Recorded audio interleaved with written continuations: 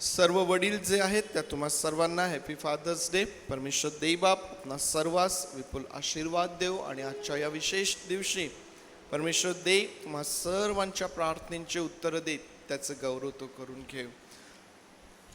आमचा स्वर्गीय बाप जो आमची काळजी घेणार आहे, जो आमचा पुरवठा करणार आहे, जो आम्हाला आमंत्रित करतो आणि म्हणतो की अहो कष्टी व भाराक्रांत जण हो, तुम्ही सर्व मजकडे या म्हणजे मी तुम्हास विसावा देईन.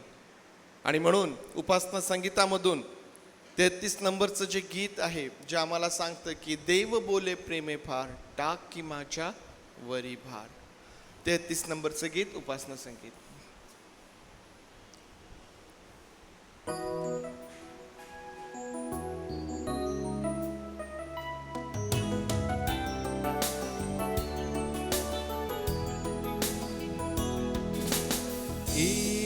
ईश्वराची दया किती सांगतीचा लागेना, न्याय तरी त्याची प्रीती सिंधुवे वढे जाना.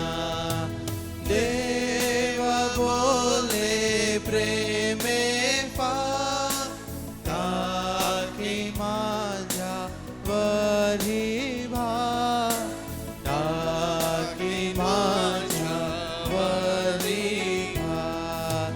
सर्व कष्टी सर्व दुःखी ओझियाने कनती, ऐकू जाते दिव्य लोकी प्रीती तेथे वसती. देव बोले प्रेमे फार टाकी माझ्या वरी भार, टाकी माझ्या वरी भार. देव खरा ममताळू अंत काही लागेना, केवळा तो कनवाळू मानसाना कळेना. देव बोले प्रेमे फार टाकी माझ्या वरी भार, टाकी माझ्या वरी भार.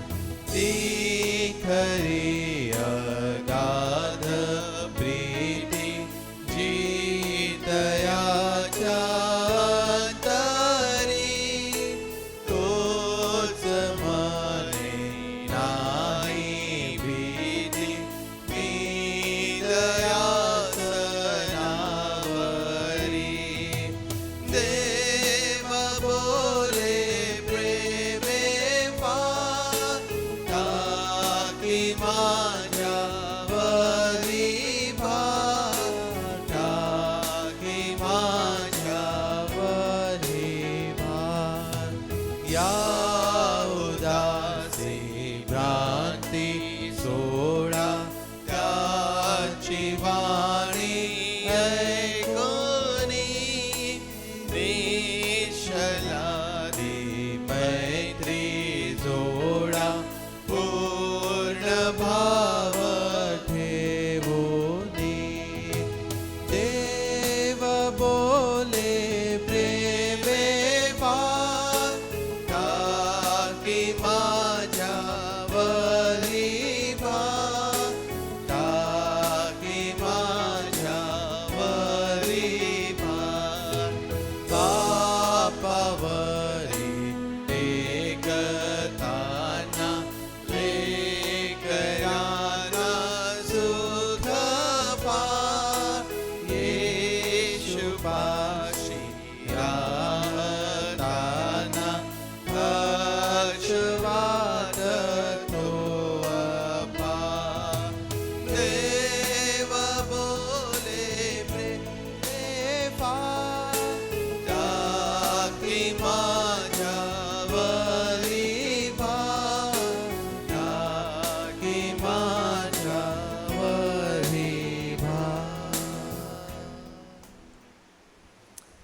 देव बोले प्रेमे फार, टाक की माझ्या वरी भार.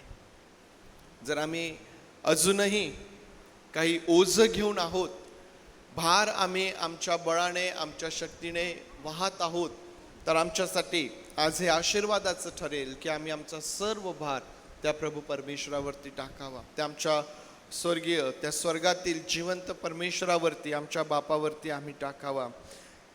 बापावरी टेकताना लेकरांना सुख फार, येशूपाशी राहताना हर्ष वाटतो अपार. या आमच्या स्वर्गीय बापाच्या सानिध्यामध्ये आमच्यासाठी सर्व प्रकारचं सुख आम्हाला त्या ठिकाणी प्राप्त होतं. आणि म्हणून उपासना संगीतामधून आणखीन एक गीत यावेळेस आपण गाऊया, ज्यामध्ये टिळक असं म्हणतात की मी तुझं बाप सदैव म्हणावे.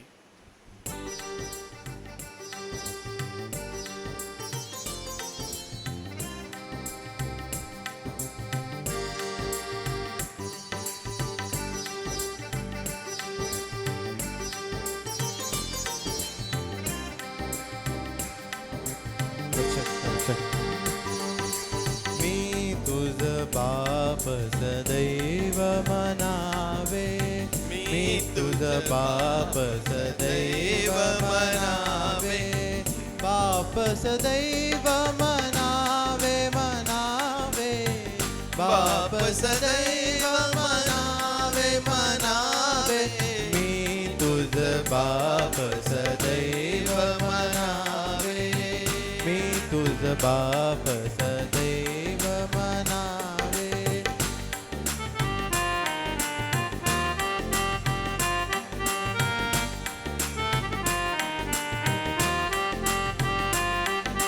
सहस्र नामे शोभती तुझला, सहस्र नामे शोभती तुझला, काय तयास करावे, काय तयास करावे, मी तुझ बाप सदैव म्हणावे, मी तुझ बाप सदैव म्हणावे.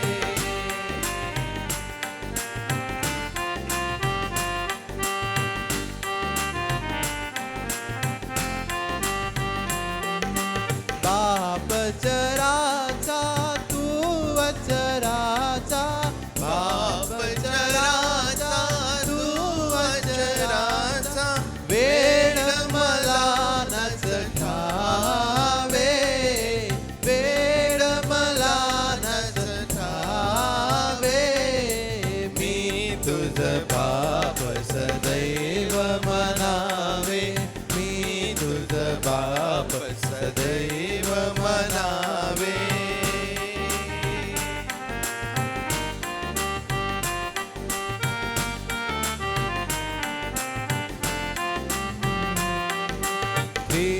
ख्रिस्ताद्वारा लेकरू तव मी, ख्रिस्ताद्वारा लेकरू तव मी, उमगुनी नित्य रमावे, उमगुनी नित्य रमावे, मी तुझ बाप सदैव म्हणावे, मी तुझ बाप सदैव म्हणावे.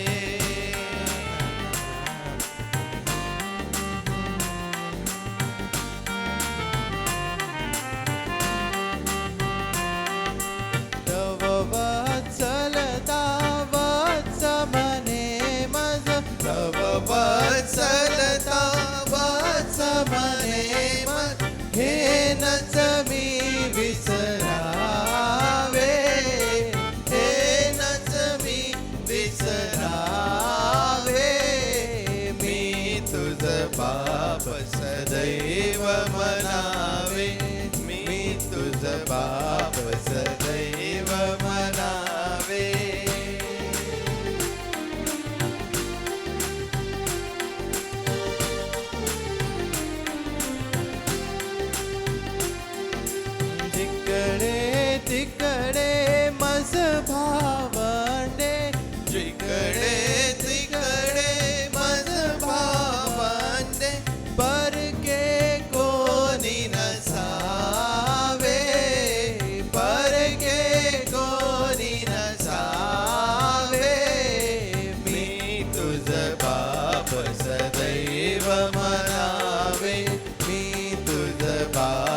सदैव मनावे.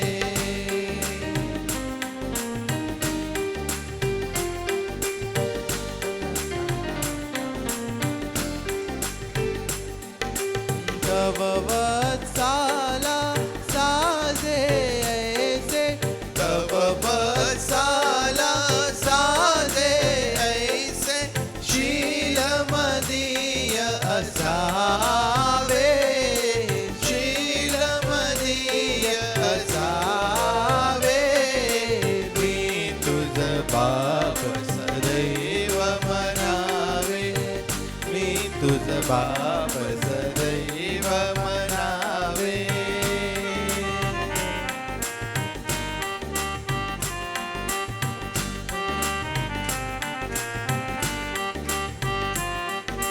मजला केला तव त्या ख्रिस्ता, मजला केला तव त्या ख्रिस्ता मी मत प्राण गणावे, मी मत प्राण गणावे. मी तुझ बाप सदैव मनावे, मी तुझ बाप सदैव मनावे. बाप सदैव मनावे, मनावे. बाप सदैव मनावे, मनावे. मी तुझ बाप सदैव मनावे, मी तुझ बाप सदैव मनावे. यावेळेस पवित्र शास्त्रामधून एक स्तोत्र वाचूया. मोजस आपल्यासाठी एक स्तोत्र वाचेल. स्तोत्र संहिता 103. देवाच्या उपकारांबद्दल धन्यवाद. हे माझ्या जीवा परमेश्वराचा धन्यवाद कर. हे माझ्या सर्व अंतर्यामा त्याच्या पवित्र नामाचा धन्यवाद कर. हे माझ्या जीवा परमेश्वराचा धन्यवाद कर. त्याचे सर्व उपकार विसरू नको. तो तुझ्या सर्व दुष्कर्मांची क्षमा करीतो. तो तुझे रोग बरे करीतो. तो तुझा जीव विनाशगतीतून उद्धारितो. तो तुला दया व करुणा याचा मुकुट घालतो. तो तुझे आयुष्य उत्तम पदार्थांनी तृप्त करीतो. म्हणून तुझे तारुण्य गरुडासारखे नवे होते. दासलेल्या सर्वांसाठी परमेश्वर नीतीची व न्यायाची कृत्य करतो. त्याने आपले मार्ग मोशेला आणि आपली कृत्ये इस्रायलाच्या वंशजांना विदित केली. परमेश्वर दयाळू व कृपाळू आहे. तो मंदक्रोध व दयामय आहे. तो सर्वदा दोष देत राहणार नाही. तो आपला क्रोध सर्व काळ राहू देणार नाही. आमच्या पातकांच्या मनाने त्याने आम्हाला शासन केले नाही. त्याने आमच्या दुष्कर्मांच्या मनाने आम्हाला प्रतिफळ दिले नाही. कारण जसे पृथ्वीवर आकाश उंच आहे तशी त्याची दया त्याचे भय धरणाऱ्यांवर विपुल आहे. पश्चिमेपासून पूर्व जितकी दूर आहे तितके त्याने आमचे अपराध आमच्यापासून दूर केले आहे. जसा बाप आपल्या मुलावर ममता करीतो तसा परमेश्वर आपले भय धरणाऱ्यांवर ममता करीतो. वाचल्या वचनावर परमेश्वर आशीर्वाद देतो. तर संहिता 103 वचन 1 ते 13 वाचलेली आहे. आणि आपल्याला माहिती आहे की स्तोत्र 103 जे आहे हे उपकार स्तुतीचं स्तोत्र आहे. धन्यवाद या स्तोत्रामध्ये दिल्या जात आहे. आणि देवाच्या सर्व उपकारांबद्दल दावीद राजा जो आहे तो या स्तोत्रामध्ये परमेश्वराचा धन्यवाद करतो. परमेश्वराचा धन्यवाद करतो कारण हा परमेश्वर देव जो आमची क्षमा करतो. हा परमेश्वर देव जो आमचे रोग बरे करतो. हा परमेश्वर देव जो आमचा उद्धार करतो. परमेश्वर देव जो आम्हावरती अगणित उपकार करणारा आमचा परमेश्वर आहे.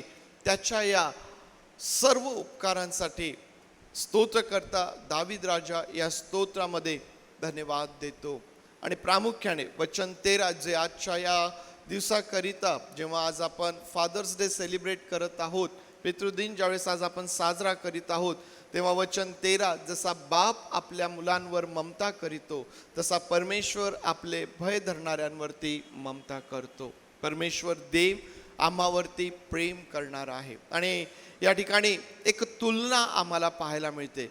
जसा बाप आपल्या मुलांवरती ममता करीतो तसं परमेश्वर जे त्याचं भय धरतात त्यांच्यावरती प्रेम करणारा, त्यांच्यावरती ममता करणारा आहे.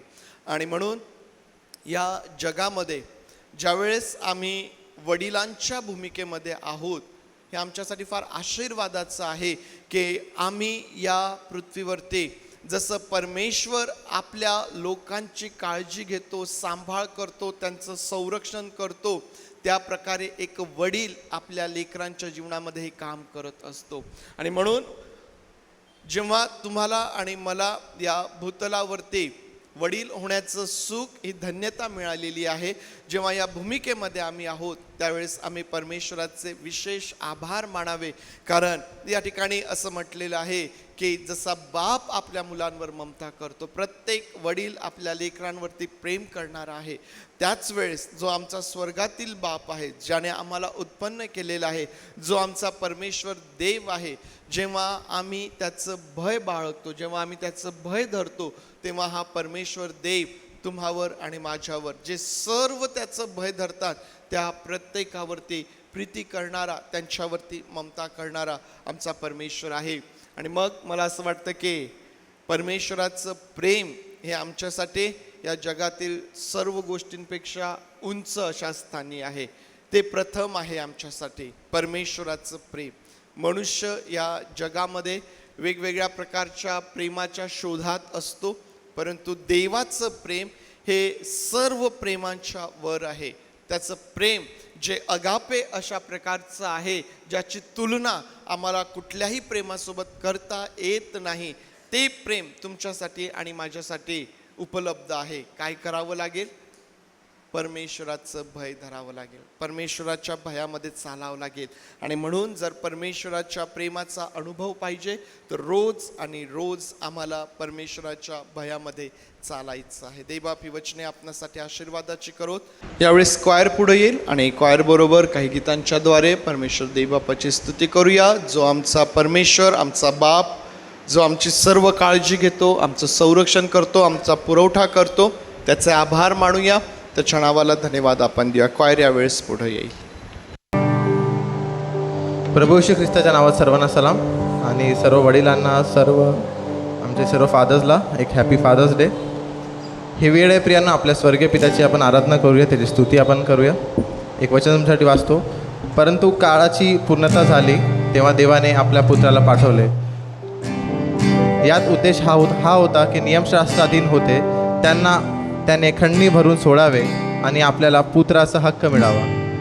तुम्ही पुत्र आहात म्हणून देवाने आब्बा बापा अशी हाक मारणारा आम्हा पुत्राला आमच्या अंतःकरणात पाठवले आहे. म्हणून तू आतापासून गुलाम नाहीस तर पुत्र आहेस, आणि पुत्र आहेस तर ख्रिस्ताच्या द्वारे देवाचे वारस हो. खरं प्रियांनो, उत्तम असं वचन आपल्यासाठी आहे की आपण देवाचे पुत्र आहोत आणि त्या स्वर्गीय पित्याचे, तो आमचा बाप आहे आणि आपण त्याचे पुत्र आहोत. त्या पित्याची आपण स्तुती करूया. यावेळेस एक छोटी प्रार्थना करूया, आपले डोळे आपण बंद करूया. देवबापा, आम्ही तुझे आभार मानतो प्रभू, तुझी स्तुती करतो. हा सुंदरसा दिवस देवपा तू आमच्या जीवनात आणला देवपा. देवपा आम्ही विशेष करून देवपा आमचे सर्व वडिलांना, सर्व जे फादर्स आहेत देवपा, त्यांना विशेष करून देवपा तुझ्या चरणाजवळ आणतो देवपा. प्रत्येकाला देवपा उत्तम तुझ्या आशीर्वादाने भर देवपा, तुझी बुद्धी प्रत्येकाला पुरव देवपा, आणि देवपा अनेक आशीर्वादाने भर देवपा. देवपा आम्ही आमचं समर्पण तुला करतो देवपा. जी आराधना आम्ही करू देवपा तुला आवडणारी असं देवपा, अंतकरणाने देवपा, देवपा खरेपणाने देवपा, जी आराधना होईल देवपा तुला मान्य असं होऊ दे देवपा. आमच्या सर्वांचा ताबा तू घे देवपा प्रभू. तुझ्या आत्म्याने प्रभू तू आम्हाला भर देवपा, आणि तुझं गौरव आमच्या जीवनातून व्हावं असं होते देवपा. लहानशी विनंती येशू ख्रिस्त माझं तारणार ह्याच्या गोड पवित्र नावाने मागतो म्हणतोय, आमेन. या प्रियांनो, आपल्या स्वर्गीय पित्याची आपण आराधना करूया. आपले मन मोकळे आपण त्याच्या पुढे करूया. आपल्या शब्दांद्वारे, आपल्या मुखाद्वारे आपल्या प्रभूची आपण स्तुती करूया.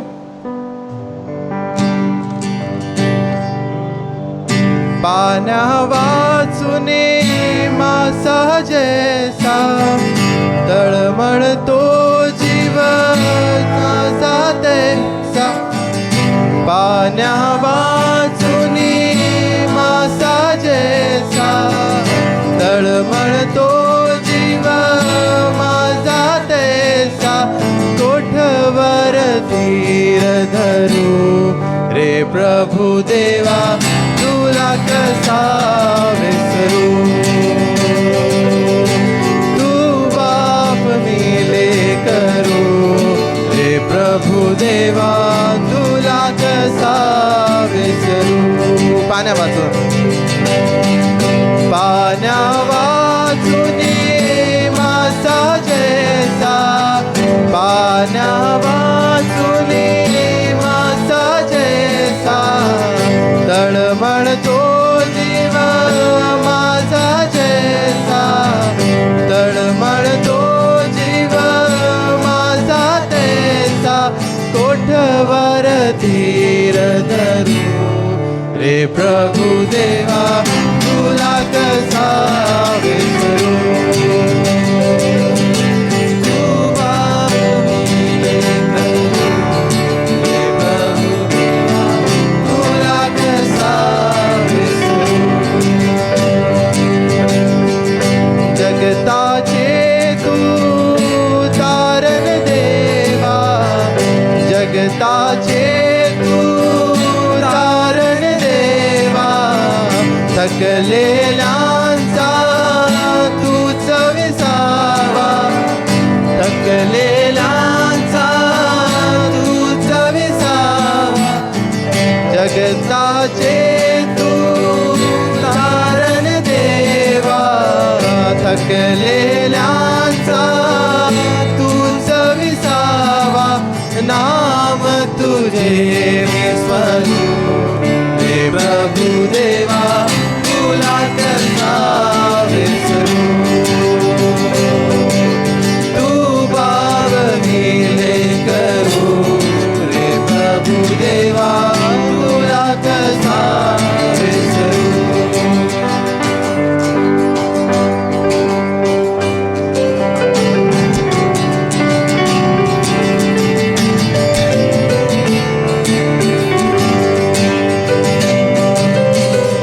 जगत मजला नाही थारा जगात मजला नाही थारा नयनी लागे अश्रुधारा नयनी लागे अश्रुधारा जगात मजला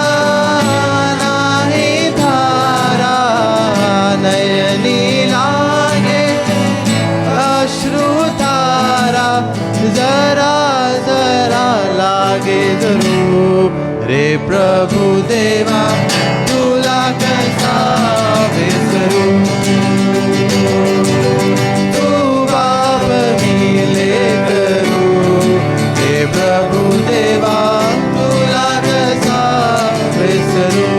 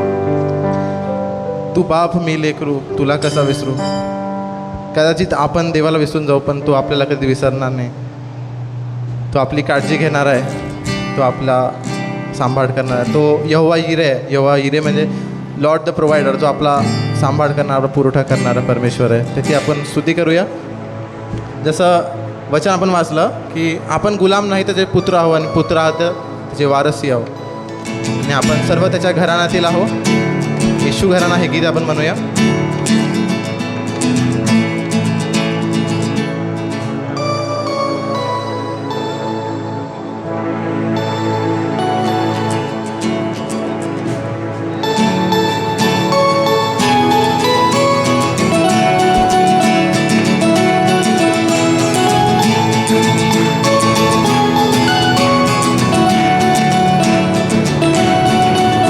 कोई यहूदी न ना कोई उन्हाने, ना कोई भेदभाव, ना कोई रंग या रिवाज, ना कोई गुलाम, ना कोई स्वामी, ना हो ऊंच नीच, ना हो नर या नारी, हम सब मसीह में एक है, लहू से धुले गए, यीशु कराने का वारिस हूँ मैं, उसका बेटा हूँ मैं, यीशु कराने का वारिस हूँ मैं, उसका बेटा हूँ मैं।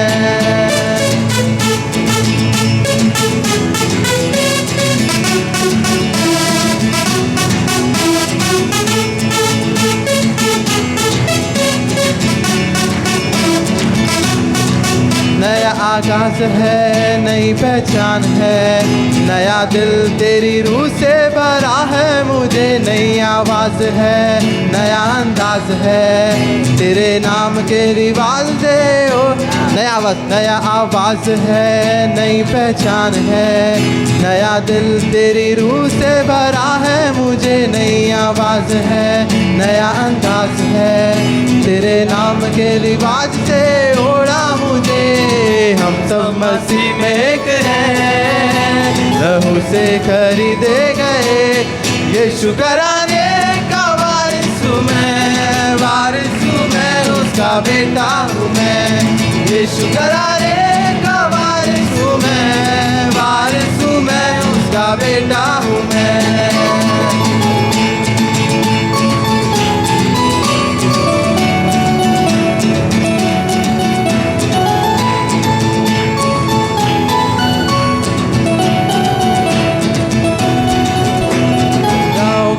राजा तू मेरा पिता भी है, अब कोई शस्त्र ना रोके मुझे, शत्रु की युक्ति ना टोके मुझे, तू है बादशाह मेरा, महिमा की तू ही है आशा, बोलो मसीह यीशु की जय, बोलो मसीह यीशु की जय,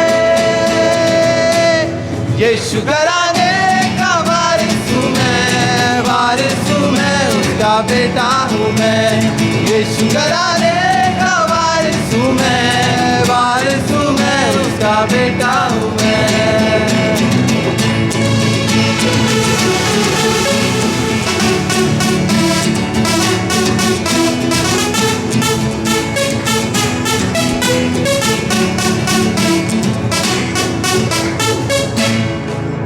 या प्रियांनो आपण उभं राहूया आणि परमेश्वराची स्तुती करूया। तर सर्वांना येणार असं गीत आहे, म्हणूया। परम पिता की हम स्तुति गाए, वो ही है जो बचाता, परम पिता की हम स्तुति गाए, वो ही है जो बचाता हमें, सारे पापों को करता क्षमा, सारे रोगों को करता चंगा, परम पिता की हम स्तुति गाए, वो ही है जो बचाता हमें, धन्यवाद दे उसके आसनों में, आनंद से आए उसके चरणों में, धन्यवाद दे उसके आसनों में, आनंद से आए उसके चरणों में, संगीत गाकर खुशी से मुक्ति चट्टान को जय ललकारे, परम पिता की हम स्तुति गाए, वो ही है जो बचाता हमें, वो ही हमारा है परम पिता, तरस खाता है सर्व सदा, वो ही हमारा है परम पिता, तरस खाता है सर्व सदा, पूरब से पश्चिम है जितनी दूर, उतनी दूर की है हमारे गुनाह, परम पिता की हम स्तुति गाए, वो ही है जो बचाता हमें, माँ की तरह उसने दी तसल्ली, दुनिया के खतरों में छोड़ा नहीं, माँ की तरह उसने दी तसल्ली, दुनिया के खतरों में छोड़ा नहीं, निर्मल दूर है वह वचन का दिया और दिया हमको अनंत जीवन। परम पिता की हम स्तुति गाए, वो ही है जो बचाता हमें। चरवाहे की मानी से ढूंढा उसने, पापों के कीच से निकाला हमें। चरवाहे की मानी से ढूंढा उसने, पापों के कीच से निकाला हमें। हमको बचाने को जान अपनी दी, ताकि हाथ में हम उसके रहे। परम पिता की हम स्तुति गाए, वो ही है जो बचाता हमें। घोंसले को बार बार तोड़ कर उसने चाहा कि सीखे हम उड़ना उसे।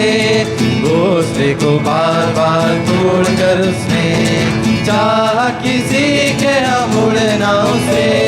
परों पर उठाया उकाब की तरह, ताकि को चोट न लगे। परम पिता की हम स्तुति गाए, वो ही है जो बचाता हमें, वो ही है जो बचाता हमें। खरं तोच आपल्याला वाचवणार आहे। यावेळेस आपण प्रार्थनेत जाऊया। आपल्या स्वर्गीय पिताच्या त्याशी आपण बोलूया, प्रार्थनेत जाऊया।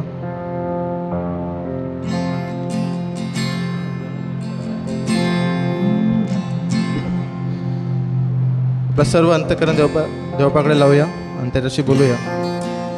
खरं तुझ्यासारखा बाप कोणीच नाही प्रभू। प्रभू एवढं अगाध प्रेम तू आमच्यावर केलं आहे प्रभू। तू आम्हाला देवपा अनाथ सोडला नाही प्रभू, तू आमच्यासाठी धावून आला प्रभू। देवा तू अजूनही आमची काळजी देवपा, आम्ही तुला अब्बा पिताशी हाक मारू शकतो देवपा। देवा जो अधिकार तू आम्हाला दिला देवपा, त्यासाठी आम्ही तुझी स्तुती करतो प्रभू, तुझे आभार मानतो देवा। यीशु मसीह तेरे जैसा है कोई नहीं, तेरे चरणों में झुके आसमां और महिमा गाए ज़मीं। यीशु मसीह तेरे जैसा है कोई नहीं, तेरे चरणों में झुके आसमां और महिमा गाए ज़मीं। हम गाए होसाना, तू राजाओं का है राजा। तेरी महिमा होवे सदा, तू है प्रभु हमारा खुदा। हम गाए होसाना,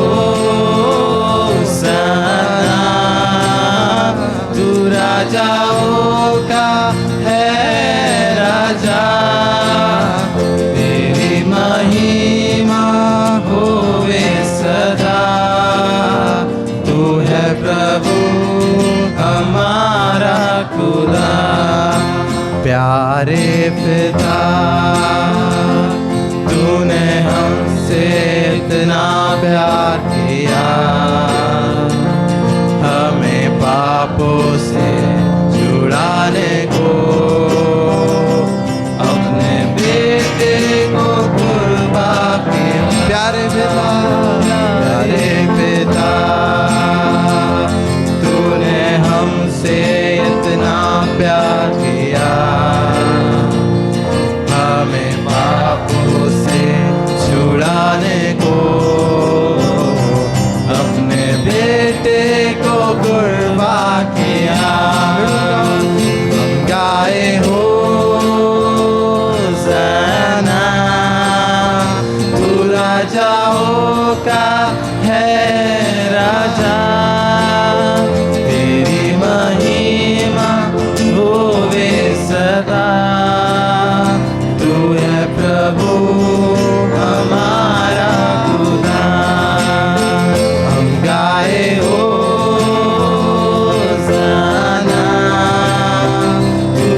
राजाओं का है राजा, तेरी महिमा होवे सदा। तू है प्रभु हमारा खुदा, तू है प्रभु हमारा खुदा, तू है प्रभु हमारा खुदा। हो देवपा, आम्ही म्हणतो प्रभू की तूच आमचा देव आहेस प्रभू, तूच आमचा देवपा काळजी करणार आहेस, तूच आमचा बाप आहेस प्रभू. देवपा आम्ही अजून काही मागणार नाही प्रभू. देवपा उत्तमातलं उत्तम तू आम्हाला देणार आहे प्रभू, कारण तू उंच आहे प्रभू, तू आम्हाला उंच करणार आहेस प्रभू. देवपा तुझ्या प्रेमासाठी तुझे आभार मानतो देवपा. कुछ नहीं चाहिए खुदा, सिर्फ तू ही तू चाहिए. कुछ नहीं चाहिए खुदा, बस तू ही तू चाहिए. कुछ नाही, सर्वजण गाऊया. कुछ नहीं चाहिए खुदा, बस तू ही तू चाहिए.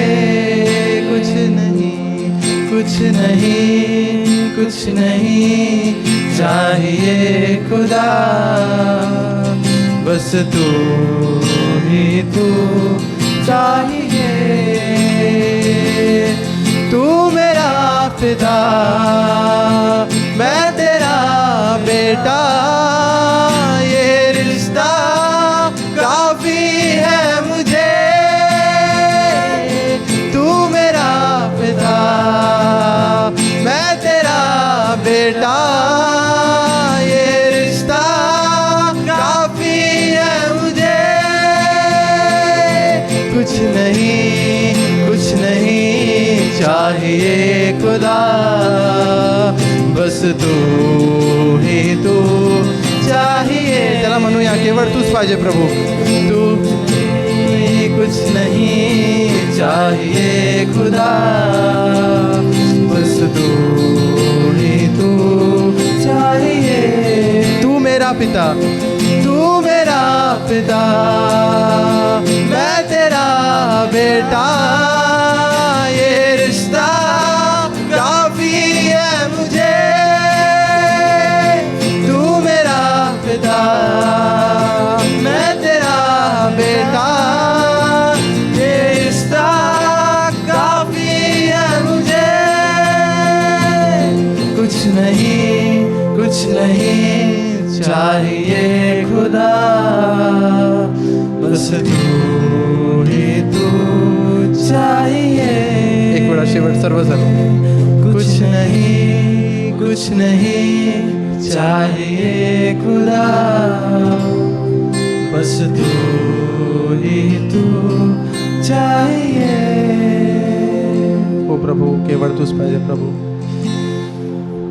देवपा पडतो, तुला नावडणारी गोष्ट करतोस तू प्रभू, तरी देवपा तू आमचा धीराने सहन करतो प्रभू.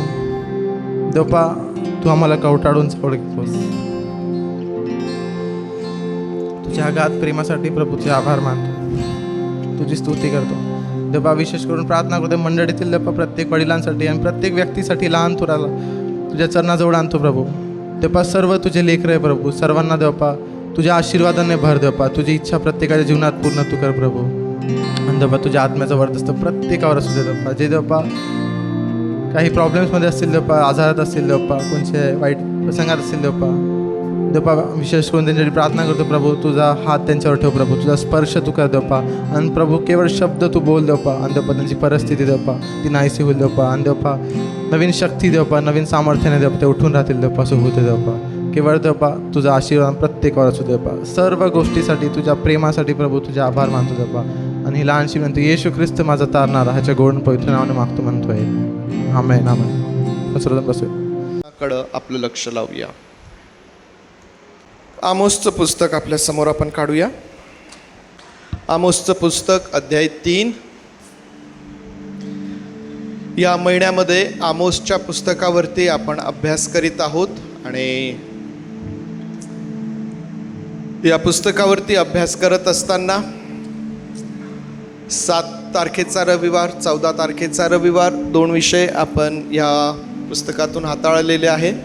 आज फादर्स डे आहे, त्यामुळं थोडंसं कन्फ्युजन होतं की या पुस्तकाला कंटिन्यू करावं किंवा मग फादर्स डे करिता काहीतरी विशेष या ठिकाणी बोलावं. परंतु या पुस्तकामधून एक विचार जो माझ्या मनामध्ये मला प्राप्त झाला आहे तो आज तुमच्यासमोर मी ठेवणार आहे. आमोसचं पुस्तक आपण कंटिन्यू करत आहोत. पुढच्या रविवारी म्हणजे शेवटच्या रविवारी या पुस्तकावरती परीक्षा देखील असेल. 3रा अध्याय, आमोसचं पुस्तक 3रा अध्याय आणि वचन 1 आणि 2 मी तुमच्यासाठी वाचत आहे. इस्रायल वंशज हो, तुमच्या विरुद्ध म्हणजे जे सर्व कुळ मी मिस्र देशातून बाहेर आणले त्यांच्या विरुद्ध परमेश्वराने सांगितलेले वचन ऐका. ते असे, भूतलावरील सर्व कुळात केवळ तुमच्याबरोबरच मी परिचय केला म्हणून तुमच्या सर्व दुष्कृत्यांबद्दल मी तुमची झडती घेईल. परमेश्वर देवबाप ही वचने आपणासाठी आशीर्वादाची करोत. प्रार्थना करूया. प्रभू देवबापा, तुझ्या उपस्थितीमध्ये, तुझ्या समक्षतेमध्ये आम्ही आहोत. परमेश्वर देवबापा, तुझं वचन जे आमचं मार्गदर्शन करणार आहे, पुन्हा आज एक वार जेव्हा आम्ही त्यावरती मनन करत आहोत, तू आमचं सहाय्य कर. आणि आज विशेष करून जो सर्व वडील वर्ग आम्हामध्ये आहे, देवबापा, जे सर्व वडील या ठिकाणी आहेत, त्या आम्हा प्रत्येकास तू विशेष यातून मार्गदर्शन कर, तुझा स्पर्श तू कर आणि तुझं गौरव तू करून घे. प्रभू, आम्ही सर्वस्वी तुझ्या अधीन होत आहोत आणि प्रार्थना आमचा प्रभू येशू याच्या नावात मागतो म्हणून तू ऐक. आमेन. आमेन. आमोस 3 वचन 1 आणि 2 मी तुमच्यासमोर वाचलेलं आहे आणि या वचनावरती मनन करत असताना प्रामुख्याने आमोसच्या माध्यमातून परमेश्वर देव आपल्या इस्रायल लोकांना सांगतो की म्हणून मी तुमच्या सर्व दुष्कृत्यांबद्दल तुमची झडती घेईल, तुमची झडती घेईल, तुम्हा शासन करेल. आणि आज हाच विषय आपल्या समोर असणार आहे. शासन किंवा झडती घेणे, झडती घेणे किंवा मग शासन ज्याला आपण म्हणूया. आता वास्तविक पाहता आज फादर्स डे आहे आणि फादर्स डेच्या दिवशी वडिलांसंदर्भात काहीतरी बोलायला पाहिजे. परंतु आपला विषय काय आहे? शासन किंवा झडती घेणे. आमच्या लक्षात येईल की वडिलांच्या भूमिकेमध्ये असताना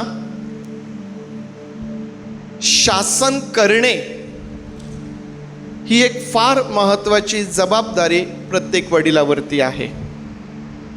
आम्हाला माहिती आहे की पुष्कळदा हे एक चित्र आमच्या समोर असतं की आई प्रेम करते आणि वडील शासन करतात. तुम्ही लेकरांना जर आता विचारलं तर लेकरं तुम्हाला सांगतील की आई जास्त मारते, वडील जास्त प्रेम करतात. प्रत्येक कुटुंबाचं चित्र वेगळं असू शकतं.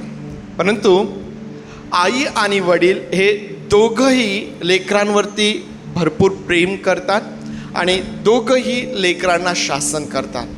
परंतु जेव्हा आईचं शासन कमी पडू लागतं मग त्या ठिकाणी मात्र वडिलांना उभं राहावं लागतं आणि त्या ठिकाणी शासन करावं लागतं. पुष्कळदा असं चित्र आम्हाला प्रत्येक कुटुंबात दिसून येईल. आई काय करते? लेकरांच्या चुका झाकून ठेवते, सांगत नाही, सांभाळून राहा, वडिलांना कळेल. परंतु जेव्हा आईच्या हाताळण्या पलीकडे जातात तेव्हा मात्र मग तो विषय, तशा प्रकारच्या तक्रारी ज्या आहेत त्या वडिलांपर्यंत आणल्या जातात आणि मग त्यानंतर त्या ठिकाणी वडिलांची ही फार महत्त्वाची भूमिका असते की आपल्या लेकराला त्या ठिकाणी त्याची झडती घेणे किंवा त्याला शासन करणे ही एक वडिलाची फार महत्त्वाची जबाबदारी आहे. देवबापाचं वचनही आम्हाला त्याप्रमाणे सांगतं की आपली छडी जी आहे तू आवरू नकोस छडीचा उपयोग आम्हाला करता आला पाहिजे. आणि म्हणून हा शासन हा विषय आज मी तुमच्या समोर ठेवत आहे. या वचनांकडे ज्यावेळेस आम्ही पाहतो, आमोसच्या माध्यमातून परमेश्वर देव इस्रायल लोकांना या प्रकारे म्हणतोय की तुम्ही सर्व म्हणजे जे सर्व कुळ मी मिसर देशातून बाहेर आणले त्या प्रत्येकाला, परमेश्वर देवबापाचं हे वचन आहे, त्या प्रत्येकासाठी परमेश्वर आमोसच्या माध्यमातून बोलत आहे की मी भूतलावरील सर्व कुळांमध्ये केवळ आणि केवळ तुमच्या बरोबरच परिचय केला, तुम्हा बरोबरच. फक्त इस्रायल लोक, परमेश्वर म्हणतो की मी तुमच्या बरोबरच परिचय केलाय. या ठिकाणी प्रियांनो, हे वचन आम्हाला परमेश्वर आणि इस्रायल लोक यांच्यामधील जे नातं आहे त्या नात्याचं दृश्य आमच्या समोर ते प्रगट करणारं आहे. परमेश्वराने इस्रायल लोकांची निवड त्या ठिकाणी केली आपले लोक होण्यासाठी. मग परमेश्वराने ही जी निवड इस्रायल लोकांची केलेली आहे, ही निवड परमेश्वराला अधिकार प्राप्त करून देतो. अधिकाराबरोबरच आम्हाला माहिती आहे की जबाबदारी देखील येते. तुम्ही पहा, जेवढा मोठा अधिकार तेवढी मोठी जबाबदारी आहे. परमेश्वराने जेव्हा इस्रायल लोकांची निवड केली, या निवडीबरोबरच परमेश्वराला या लोकांवरती अधिकार प्राप्त झालेला आहे. आणि या अधिकाराबरोबर जबाबदारी आम्ही त्या ठिकाणी पाहतो. आणि मग जबाबदारी म्हटली म्हणजे त्या ठिकाणी कृती ही आवश्यक आहे. जबाबदारी आहे, परंतु जबाबदारी पूर्ण करण्याची कृती जर त्या ठिकाणी नसेल तर मग आम्हाला ती जबाबदारी पार पाडता येत नाही. आणि ही दोन्ही बाजूनी आहे. बरं, मी जे तुम्हाला सांगत आहे हे दोन्ही बाजूनी आहे. मग परमेश्वर देव ज्याने इस्रायल लोकांची निवड केली त्याची जबाबदारी काय आहे, तर त्याने इस्रायल लोकांचा सांभाळ करणे, त्यांचं संरक्षण करणे, त्यांचा पुरवठा करणे आणि त्यांच्या दुष्कृत्यांबद्दल त्यांना शासन देखील करणे, हे त्या ठिकाणी आम्हाला दिसून येतं. इस्रायल लोकांच्या दृष्टीने ज्यावेळेस आम्ही याकडं पाहतो तेव्हा आता त्यांना अधिकार प्राप्त झालेला आहे की ते देवाचे लोक आहेत. आणि मग ज्या अर्थी ते देवाचे लोक आहेत त्या अर्थी त्यांनी परमेश्वराचं आज्ञापालन करणे, परमेश्वराचा आदर करणे ही त्यांना प्राप्त झालेली जबाबदारी आहे. आता हेच चित्र जर आम्ही आजच्या दिवसाशी जर आम्ही जोडलं तर आम्हाला काय चित्र आमच्या समोर दिसून येतं. आपण सकाळी स्तोत्र 103 मधून पाहिलं की जसा बाप आपल्या मुलावर ममता करतो तसा परमेश्वर जे त्याचं भय धरतात त्यांच्यावरती ममता करतो, त्यांच्यावरती प्रेम करतो. मी सकाळी सांगितलं की आज जे सर्व वडील या ठिकाणी आहेत, तुम्ही आणि मी, आपण सर्व धन्य आहोत. कारण आपल्या प्रेमाची तुलना कोणाबरोबर करण्यात आलेली आहे, कोणाच्या प्रेमाबरोबर करण्यात आलेली आहे, परमेश्वराच्या प्रेमाबरोबर करण्यात आलेली आहे. आणि म्हणून आज वडील या भूमिकेमध्ये ज्यावेळेस आम्ही आहोत प्रियांनो, ही फार महत्त्वाची भूमिका आहे. कारण ही भूमिका आम्ही बजावत असताना जणू काही आम्ही परमेश्वराच्या वतीने त्या ठिकाणी आम्ही काम करत आहोत. परमेश्वर ज्याची जबाबदारी आहे की त्याने इस्रायल लोकांचा सांभाळ करायचा आहे, इस्रायल लोकांचं संरक्षण करायचं आहे, इस्रायल लोकांचा पुरवठा करायचा आहे, त्यांचं संरक्षण करणे, त्यांना शासन करणे. आज वडील या नात्याने आम्हालाही तेच करायचं आहे. आम्हाला आमच्या लेकरांचा सांभाळ करायचा आहे, त्यांचं संगोपन करायचं आहे, त्यांचा पुरवठा करायचा आहे, त्यांची गरज पूर्ण करायची आहे. आणि या सगळ्या गोष्टी करत असतानाच आम्हाला त्यांना शासन देखील करायचं आहे. शासन देखील आम्हाला त्यांना करता आलं पाहिजे. मग लेकरांची काय भूमिका आहे? लेकरांची काय भूमिका आहे? इस्रायल लोकांची काय भूमिका होती की त्यांनी आज्ञापालन करायचं आहे आणि आदर करायचा आहे.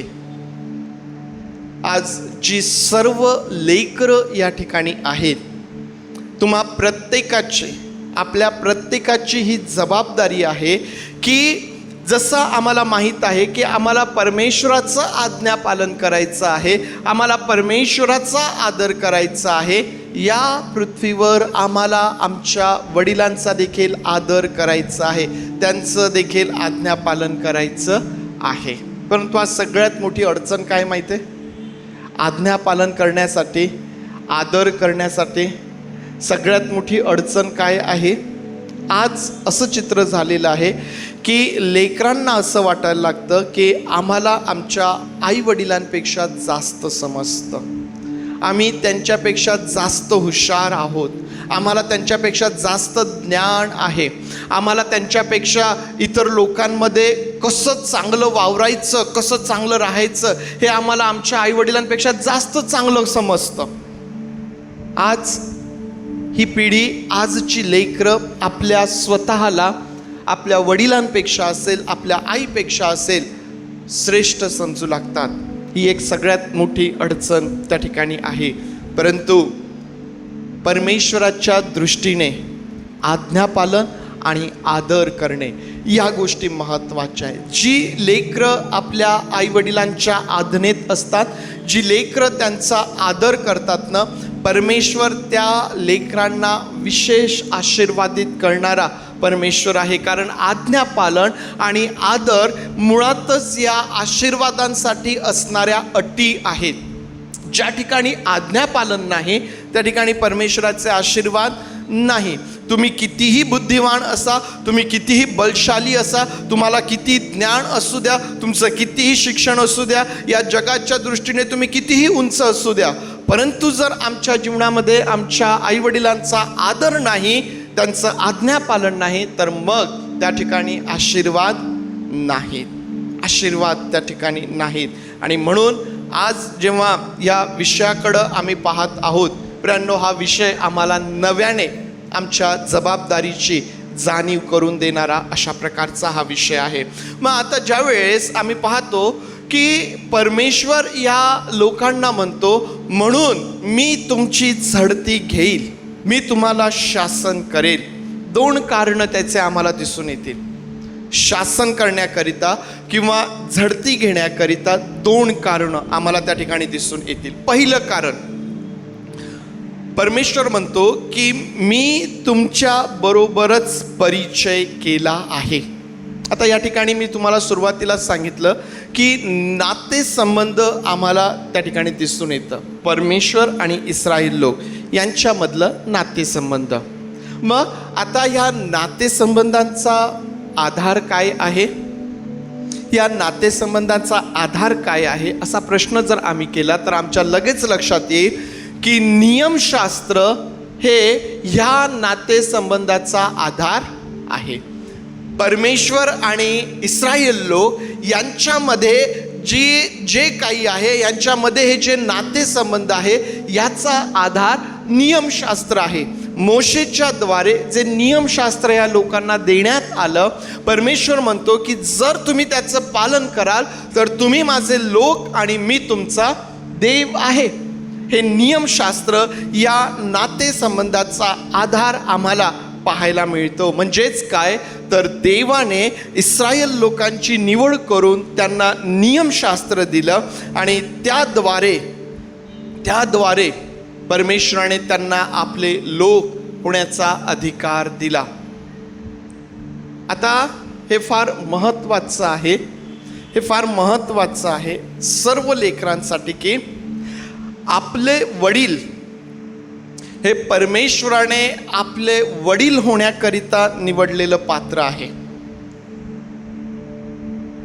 लेकरांना लक्षात येतं का? आपले वडील हे कोणी निवडलेले आहेत, कोणी आपल्यावरती नेमलेले आहेत? परमेश्वराने ते नेमलेले आहेत. परमेश्वराकडून नियुक्त केलेलं, नेमलेलं ते पात्र आहे.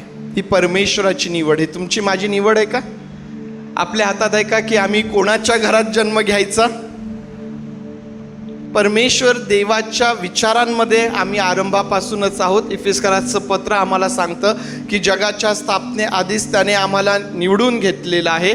या परमेश्वराने तुम्ही ज्या कुटुंबात जन्माला आलेला आहात, जे वडील तुम्हाला प्राप्त झालेले आहेत, ही परमेश्वराची योजना आहे. हे परमेश्वराचं निवडलेलं पात्र आहे.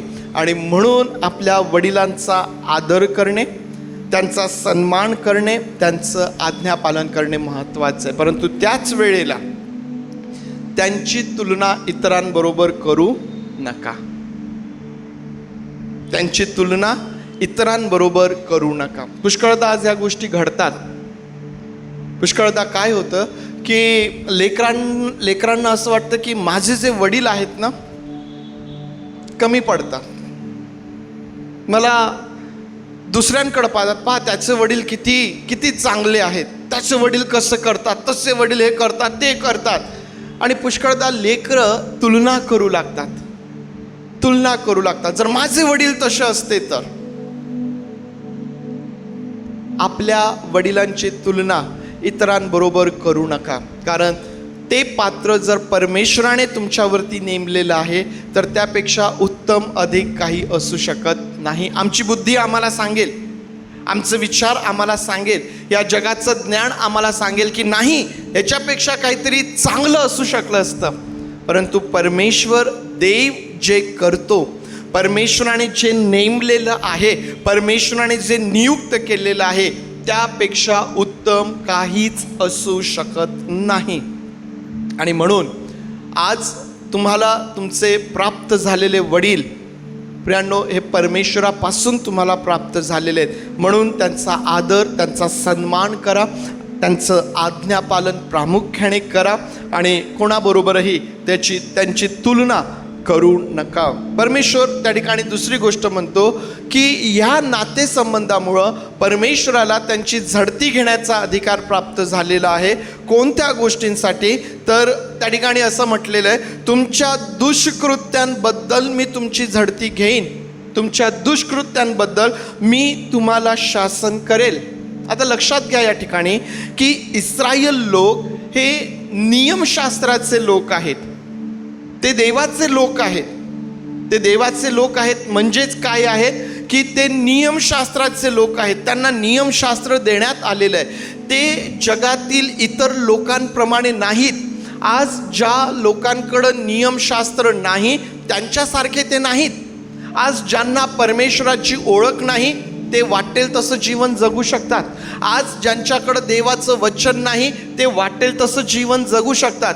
परंतु ज्यांना नियमशास्त्र प्राप्त झालंय, ज्यांना जिवंत देवाची ओळख झालेली आहे, ज्यांच्याकडं परमेश्वराचं जिवंत वचन आहे, ते मात्र जगासारखं वागू शकत नाही. इस्रायल लोकांबरोबर काय अडचण निर्माण होत होती की ते जेव्हा आपल्या अवतीभोवतीच्या लोकांकडे पाहत होते त्या प्रकारचं जीवन जगण्यासाठी ते त्या दिशेने आकर्षित होत होते.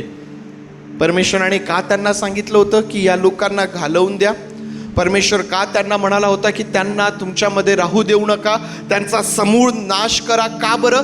कारण परमेश्वराला माहीत आहे की त्या लोकांकडं नियमशास्त्र नाही, त्यांना देवाची ओळख नाही आणि म्हणून ते वाटेल तसं जीवन जगू शकतात. परंतु जेव्हा माझे लोक त्यांच्याबरोबर राहतील तेही तशा प्रकारच्या जीवनाकडं आकर्षित होतील. आणि म्हणून परमेश्वराचं वचन त्यांना सांगत होतं, म्हणून परमेश्वर त्यांना वारंवार सांगत होता की त्यांना आपल्यामधून घालवून द्या. परंतु जेव्हा ते लोक त्यांच्यामध्ये राहिलेत, इस्रायल लोक कसे वागू लागलेत? जसं त्यांना नियमशास्त्र नाही, जसं त्यांना ते देवाचे लोक नाहीत, वाटेल तशा प्रकारचं जीवन ते त्या ठिकाणी जगत आहेत. आणि म्हणून परमेश्वर म्हणतो की तुमच्या दुष्कृत्यांबद्दल मी तुमची झडती घेईल, मी तुम्हाला शासन करेल. आता आपल्याला माहीत आहे की प्रत्येक कुटुंबाची एक शिस्त असते. प्रत्येक कुटुंबाची आपली एक विशेष पद्धत असते, ओळख असते. आपण सर्व जरी या ठिकाणी ख्रिस्ती कुटुंब आहोत, या ठिकाणी जरी आपण सर्व देवाचे लोक आहोत, एकच कुटुंब आहोत, परंतु आपल्या प्रत्येकाच्या कुटुंबामध्ये एक विशेष पद्धत आहे, शिस्त आहे आणि ओळख आहे. मग देवाच्याही घराची एक ओळख आहे, देवाच्या घरात राहण्याची देखील एक शिस्त आहे, एक पद्धत आहे. जेव्हा देवाचे लोक ती शिस्त पाळत नाहीत, जेव्हा देवाचे लोक त्याकडं दुर्लक्ष करतात, त्या ठिकाणी मात्र मग परमेश्वर कशाचा वापर करतो? शासन करण्याचा. शासन कशासाठी आहे? शिस्त लावण्यासाठी. आपण वारंवार बोलतो की परमेश्वराचं शासन जे आहे ना, हे मनुष्याच्या नाशासाठी नाही आहे. परमेश्वराचं शासन हे मनुष्याच्या सुधारणुकीसाठी आहे, त्याला शिस्त लावण्यासाठी ते आहे. आणि म्हणून आम्हाला या ठिकाणी पाहायला मिळतं की परमेश्वर जेव्हा त्यांना म्हणतो की मी तुमची झडती घेईल. कशासाठी झडती घेईल? कारण ज्या प्रकारे तुम्ही माझ्या घरात राहायला पाहिजे, ज्या प्रकारे तुम्ही माझे लोक म्हणून वागायला पाहिजेत, तुम्ही वागत नाही, तुम्ही राहत नाही, तुम्ही बंड करता.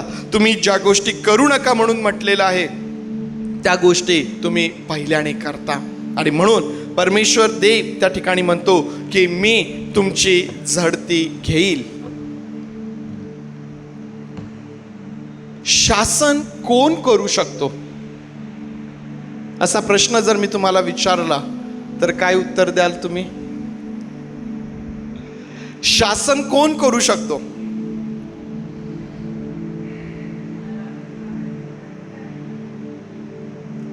बरोबर आहे ना? एक उत्तर तर आमच्याकडं आहे की परमेश्वर जो सार्वभौम परमेश्वर आहे, त्याला आपल्या निर्मितीवर पूर्ण अधिकार आहे, तो शासन करू शकतो. शासन करण्याचा अधिकार जो आहे तो परमेश्वराकडं आहे. दुसरं अतिशय महत्त्वाचं आहे की ज्याला अधिकार प्राप्त झालेला आहे, ज्याला अधिकार प्राप्त झालेला आहे. अधिकार कोणापासून प्राप्त होतो? देवापासून प्राप्त होतो. ज्याचा अधिकार सर्वात उंच आहे, ज्याचा अधिकार सर्वात मोठा आहे, तो परमेश्वर अधिकार देणारा परमेश्वर आहे. आणि तो कोणाला अधिकार देतो? ज्यांना त्याने निवडलेलं आहे त्यांना. आपल्यासमोर उदाहरण आहे, प्रभू येशू ख्रिस्ताने निवड केली आपल्या शिष्यांची, आणि जेव्हा त्याने आपल्या शिष्यांची निवड केली त्यांना त्याने अधिकार दिला. ज्यावेळेस प्रभू येशू ख्रिस्ताने या निवडलेल्या शिष्यांना कामगिरीवरती पाठवलं, त्यांना अधिकार देऊन पाठवलं. त्यांना रोग बरे करण्याचा अधिकार, त्यांना भूते काढण्याचा अधिकार, प्रभू येशू ख्रिस्ताने त्यांना अधिकार देऊन त्या ठिकाणी पाठवलेला आहे. आणि म्हणून जर वडील म्हणून देवाने आम्हाला नियुक्त केलेलं आहे, वडील म्हणून जर देवाने आमची निवड केलेली आहे, तर शासन करण्याचा अधिकारही आपल्याला देवापासून प्राप्त झालेला आहे. आणि म्हणून वडिलांना आपल्या लेकरांवरती पूर्ण अधिकार आहे त्यांना शासन करण्याचा. आणि लेकरांना तेच आवडत नाही, लेकरांना तेच आवडत नाही. तुम्ही त्यांना खूप प्रेम करा, तुम्ही खूप चांगले आहात, परंतु मग ज्या ठिकाणी शिस्तीचा भाग येतो, ज्या ठिकाणी शासन करण्याचा भाग येतो, ते मात्र पुष्कळदा मग कुटुंबामध्ये अडचण निर्माण त्या ठिकाणी केल्या जाते. परंतु प्रत्येक लेकराने आज हे समजून घ्यायचं आहे की तुम्हाला शासन करण्याचा अधिकार तुमच्या वडिलांना देवापासून प्राप्त झालेला आहे. आणि म्हणून काय करण्याची आवश्यकता आहे? आम्हाला त्यांचा अधिकार मान्य करायचा आहे. आम्हाला आमच्या वडिलांचा अधिकार जो आहे तो आम्हाला मान्य करायचा आहे, कारण त्यांना हा जो अधिकार आहे हा परमेश्वरापासून प्राप्त झालेला आहे.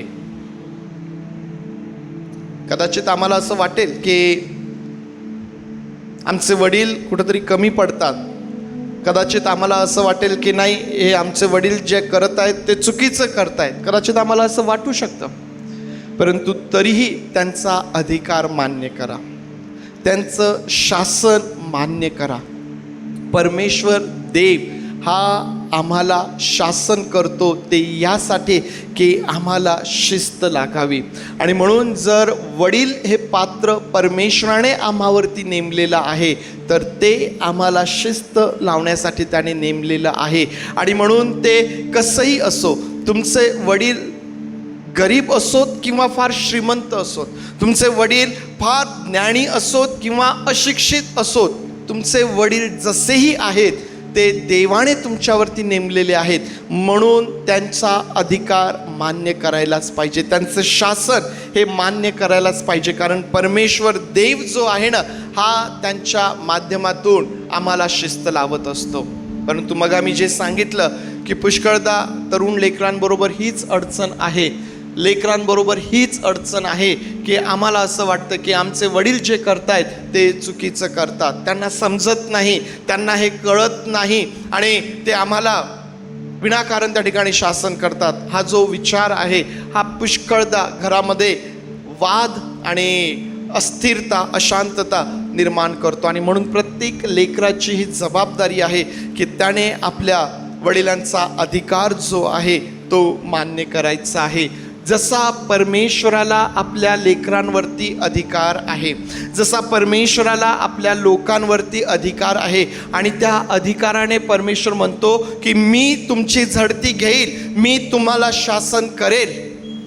जे नातेसंबंध वडील आणि लेकर यांच्यामध्ये आहे त्या नातेसंबंधामधून हा अधिकार जो आहे वडिलांना, हा अधिकार जो आहे परमेश्वरापासून वडिलांना त्या ठिकाणी प्राप्त झालेला आहे आणि तो प्रत्येक कुटुंबामध्ये मान्य केला गेलाच पाहिजे ना. पुष्कळदा आई पण म्हणते ना, तुम्हाला समजत नाही, विनाकारण शिक्षा केल्या जाते.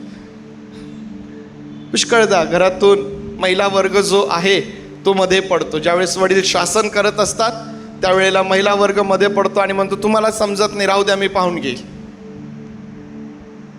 वडिलांना वडिलांचं काम करू द्या, त्यांचा तो अधिकार परमेश्वरापासून आहे. त्यांना त्यांची जबाबदारी जी आहे ती त्या ठिकाणी पूर्ण करू द्या. आम्हाला कदाचित समजणार नाही, आम्हाला कदाचित आवडणार नाही, परंतु वडिलांना वडिलांचं काम आपल्या घरात, आपल्या कुटुंबात करू द्या. वडील वर्ग खूप खुश असेल, वा आज आमच्यासाठी खूप काही आहे. लेकरांना पण समज दिली, महिलांना पण समज दिली नाही, परंतु सर्व वडिलांना ही विनंती असेल की जेव्हा आम्हाला प्राप्त झालेला अधिकार वापरतो तेव्हा 2 गोष्टी नेहमी लक्षात ठेवा. जो अधिकार आम्हाला परमेश्वरापासून प्राप्त झालेला आहे त्या अधिकाराचा वापर करत असताना 2 गोष्टी नेहमी लक्षात ठेवा. त्या म्हणजे हा अधिकार आम्हाला देवापासून प्राप्त झाला आहे, म्हणून शासन करण्यात जसा परमेश्वर पवित्र आणि न्यायी आहे तसे बनण्याचा प्रयत्न करा. वडील वर्गाला समजलं का हे वाक्य?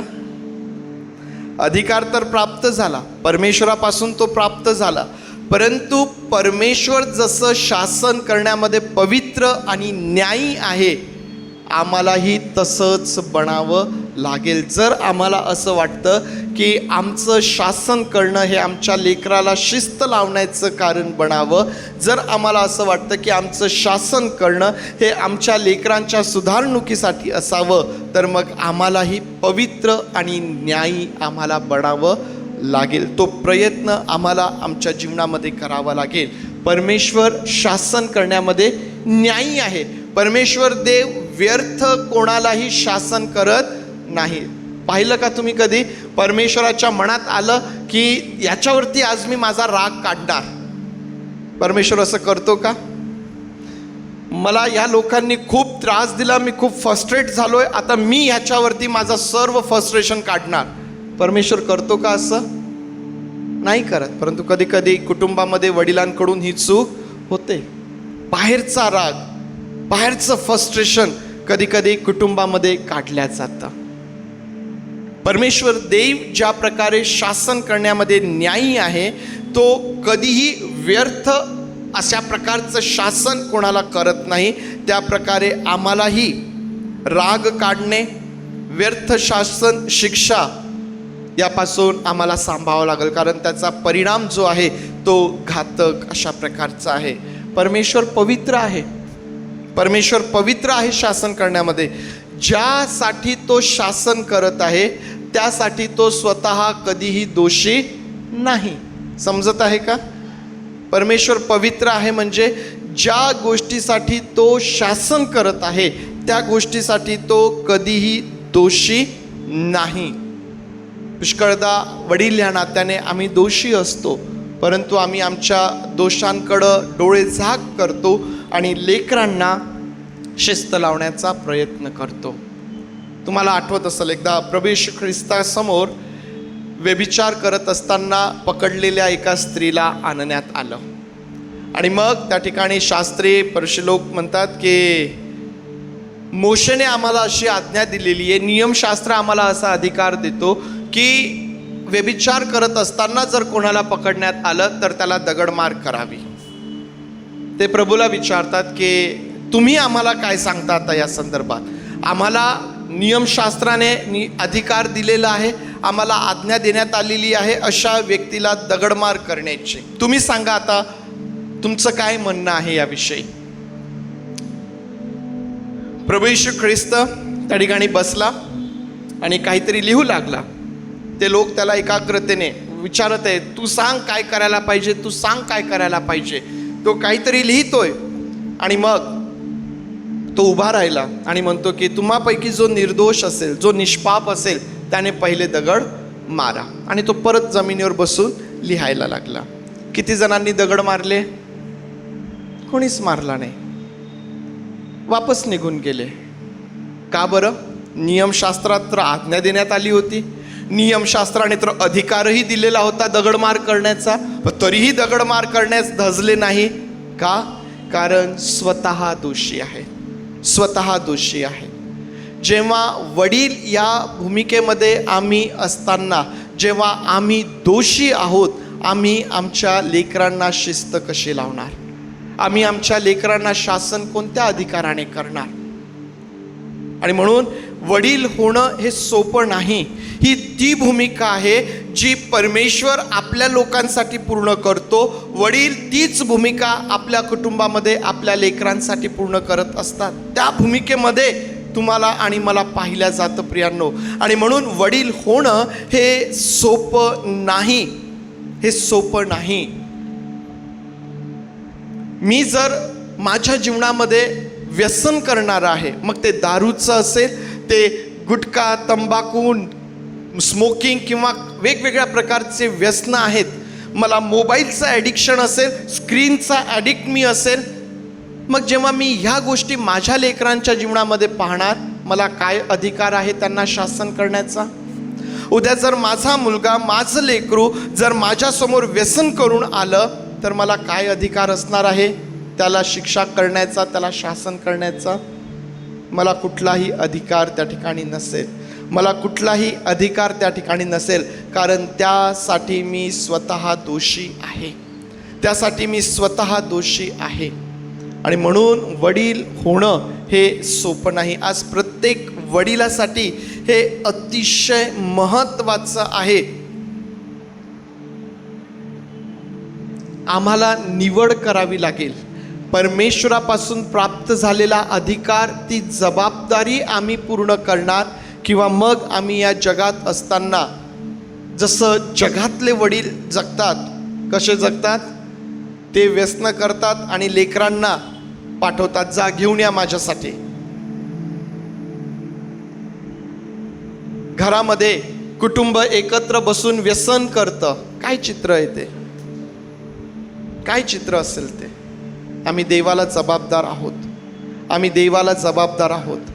वडील या नात्याने जर आमची लेकररूपी पात्र जर या जगामध्ये बिघडली तर कोणी मनुष्य आम्हाला दोष देणार नाही. आम्हाला परमेश्वरासमोर उभं राहावं लागणार आहे. वडील होणं हे सोपं नाही आहे. वडील होणं हे सोपं नाही आहे. परमेश्वराने जे पात्र आमच्या हातांमध्ये दिलेलं आहे ते आम्हाला घडवायचं आहे, ते आम्हाला घडवायचं आहे.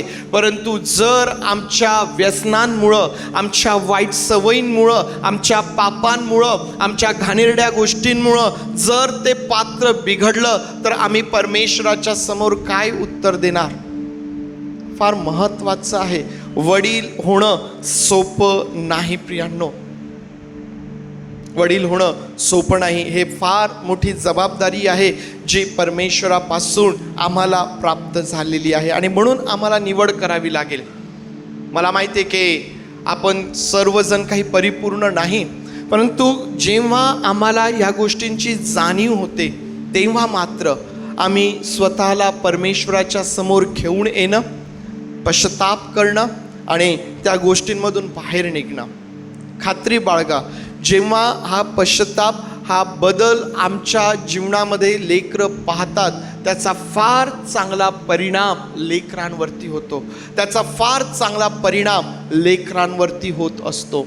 परमेश्वर देव शासन करण्यामध्ये पवित्र आहे, न्यायी आहे आणि म्हणून जर तो अधिकार आम्हाला त्याच्यापासून प्राप्त झालेला आहे तर आम्हालाही प्रियांनो पवित्र आणि न्यायी बनावं लागेल जर आम्हाला आमच्या लेकरांना शासन करायचं आहे तर. शासन करण्याचा उद्देश केवळ आणि केवळ शिक्षा करणे नाही. शासन करण्याचा उद्देश केवळ एक छडी मारली, एक चापट मारली, परिस्थितीप्रमाणे चांगलं लाल करून टाकलं, एवढाच उद्देश नाही आहे. शासन करण्याचा उद्देश आहे जाणीव करून देणे, शिस्त लावणे आणि नवीन संधी प्राप्त करून देणे. शासन करण्याचा उद्देश काय आहे? जाणीव करून देणे. आपल्या लेकरांना ते कुठं चुकत आहेत याची जाणीव करून देणे आहे. शासन करण्याचा उद्देश काय आहे? त्यांना शिस्त लावणे आहे. शासन करण्याचा उद्देश काय आहे? त्यांना एक नवीन संधी प्राप्त करून देणे आहे की जिथं ते चुकलेत तेथून पुन्हा त्यांना त्या सरळ मार्गावरती घेऊन येणे आणि त्यावरून चालण्याकरिता त्यांना मदत करणे. शासन करण्याचा हा उद्देश आहे प्रियांनो. आणि म्हणून वडील या नात्याने या सर्व गोष्टी आम्हाला आमच्या लेकरांच्या जीवनामध्ये पूर्ण करायच्या आहेत. संपवत असताना पुन्हा एकदा या दोन गोष्टी लेकरांसाठी आणि सर्व वडील वर्गासाठी, आपल्या सर्वांसाठी फार महत्त्वाच्या आहेत. लेकरं या नात्याने आम्हाला, आमचे वडील हे परमेश्वरापासून प्राप्त झालेले आहेत म्हणून त्यांचा आदर करणे, आज्ञापालन करणे आणि त्यांचा अधिकार मान्य करणे महत्त्वाचं आहे. कुठल्याही परिस्थितीमध्ये, सर्व प्रकारच्या परिस्थितीमध्ये, कुटुंबामध्ये वडिलाचा अधिकार कटुंब प्रमुख या नात्याने तो मान्य केला गेलाच पाहिजे. वडील म्हणून आम्हाला परिपूर्ण बनायचं आहे. परिपूर्ण बनण्याकरिता आम्हाला समर्पित व्हायचं आहे. समर्पित झाल्याशिवाय आम्हाला त्या परिपूर्णतेकडं वाटचाल करता येणार नाही. जर परिपूर्ण बनायचं आहे तर समर्पण करावं लागेल. काय समर्पण करावं लागेल? जर आहे व्यसन दारूचं तर सोडावं लागेल, आहे व्यसन स्मोकिंगचं तर ते सोडावं लागेल, जर जीवनात पाप आहे तर ते सोडावं लागेल, समर्पित व्हावं लागेल, तरच कुठं आम्हाला परिपूर्ण बनता येईल. आणि मग त्याद्वारेच आम्ही आमच्या लेकरांना एक योग्य शिस्त आम्ही त्या ठिकाणी लावू शकतो प्रियांनो. कारण आम्हा प्रत्येकाला देवाच्या समोर उभं राहायचं आहे. तो परमेश्वर देव जो आमचा स्वर्गातील बाप, जो आपल्या लेकरांबरोबर, तो तुमच्याबरोबर आणि माझ्याबरोबर विश्वासू आहे. आतापर्यंत त्याने आपली काळजी घेतली, आतापर्यंत त्याने आपला सांभाळ केला, आतापर्यंत त्याने आपलं संरक्षण केलं. तो आतापर्यंत आपल्याबरोबर विश्वासू आहे. आपण सर्व त्याची लेकरं आहोत. मग लेकरं या नात्याने आमच्या जीवनामध्ये त्याचं आज्ञापालन, त्याचा आदर, त्याचा अधिकार आम्ही मान्य केलेला आहे का? या आपले डोळे बंद करूया आणि आपल्या स्वतःला हा प्रश्न आपण करूया. माझा स्वर्गातील बाप जो माझा निर्माण करता आहे, जो माझ्याबरोबर विश्वासू आहे, मी त्याच्याबरोबर विश्वासू आहे काय? माझ्या जीवनामध्ये त्याचा आदर आहे काय? आम्हाला स्वतःला विचारावं लागेल. जर आम्ही उणे पडतो तर आज त्या स्वर्गातील पित्याला आम्ही म्हणू शकतो, प्रभू माझी क्षमा कर, माझी क्षमा कर, मला शिस्त लाव, माझी झडती घे. जसं स्तोत्रकर्ता दाऊद म्हणतो की तू मला पारख, तू माझी झडती घे. आम्हाला देवाच्या घरात राहायचं आहे तर देवाच्या कुटुंबाची शिस्त पद्धत आम्हाला अंगीकारावी लागेल. प्रभू तू आमचं त्यासाठी सहाय्य कर. प्रभू तू आमचं त्यासाठी सहाय्य कर. आज वडील या नात्याने जर आम्ही कुठं कमी पडत आहोत तर आज प्रभू तयार आहे आपलं सहाय्य करायला, आपल्याला उठून उभं करायला. आपला हात त्याच्या हातांमध्ये द्या. जर लेकरं या नात्याने आम्ही आतापर्यंत आमच्या वडिलांचा आदर करण्यात उणे पडलेला आहोत, त्यांचा अधिकार मान्य करण्यात उणे पडलेले आहोत, तर आज आम्ही क्षमा मागू शकतो. आज आम्ही क्षमा मागू शकतो. आज जेव्हा आम्ही आमच्या वडिलांचा आदर करणार, त्यांना हार घालणार, त्यांना बक्षीस देऊन त्यांचा सत्कार करणार, ही आमच्यासाठी संधी असू शकते त्यांना क्षमा मागण्याची आणि त्यांचा अधिकार आपल्यावरती मान्य करण्याची. प्रभुदेव बापा आज त्यासाठी तू आमचं सहाय्य कर. प्रभुदेव बापा आज त्यासाठी तू आमचं सहाय्य कर. प्रभूजी आज त्यासाठी तू आमचं सहाय्य कर. आम्ही सर्वस्वी स्वतःला तुझ्या हातांमध्ये सोपवित आहोत. प्रभू तू आमचा बाप आहेस, आम्ही तुझी लेकरं आहोत, तुला आमच्यावरती पूर्ण अधिकार आहे. ये आमची झडती घे प्रभू. हवं तर आम्हा शासन कर, परंतु प्रभू आम्हाला तुझ्या कुटुंबात राहण्यासाठी, तुझ्या घरात राहण्याच्या योग्यतेचं तू आम्हाला बनव पवित्र देई बापा. आम्ही सर्वस्वी स्वतःला तुझ्या हातांमध्ये देत प्रार्थना आमचा प्रभू येशूच्या नावात मागतो म्हणून तू ऐक. आमेन, आमेन, आमेन.